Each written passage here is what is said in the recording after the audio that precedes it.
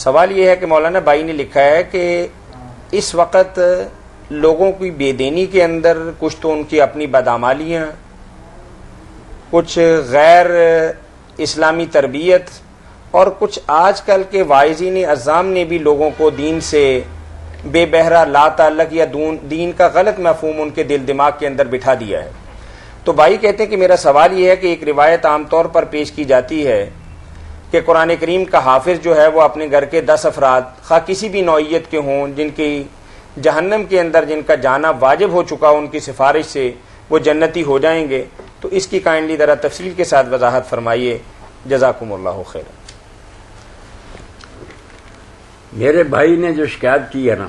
کہ غیر ذمہ دار جو واعظین اور ہیں نا اس طرح کے پرچار کرنے والے، ان کی باتوں سے رہی صحیح کثر بھی پوری ہو رہی ہے۔ اب جب لوگ یہ سن لیتے ہیں کہ 10 آدمی ایک قبیلے کے جو جہنم کے مستحق ہو چکے ہیں ان کے گھر میں اگر کوئی ایک حافظ ہے تو اس کی سفارش سے وہ نجات پا جائیں گے، تو یہ رجحان دیکھنے میں آتا ہے۔ کئی لوگ خود تو دین کی طرف آتے نہیں، ایک آدھ بچے کو حافظ بنوا لیتے ہیں اور بس وہ کہتے ہیں اب گارنٹی حاصل ہوگی اور سہارا اس روایت کا لیتے ہیں۔ حالانکہ امام ترمذی رحمۃ اللہ علیہ نے جب اس کو لکھا اور اس سے ہی امام تبریزی نے اپنی مشکات میں نقل کیا تو ساتھ ہی نشاندہی کر دی کہ اس کا فلاں بیان کرنے والا جو ہے وہ قابل اعتماد نہیں، وہ اس لائق نہیں کہ اس کی بات کو مانا جائے۔ اس لیے یہ بات اللہ کے رسول علیہ السلام نے نہیں کہی، نہ آپ سے ثابت ہے۔ بیان کرنے والوں کو چاہیے کہ وہ اللہ کے رسول علیہ السلام کا یہ فرمان اپنے سامنے ہمیشہ رکھیں کہ جس نے میرا نام لے کر کوئی ایسی بات کہی جو میں نے نہیں کہی،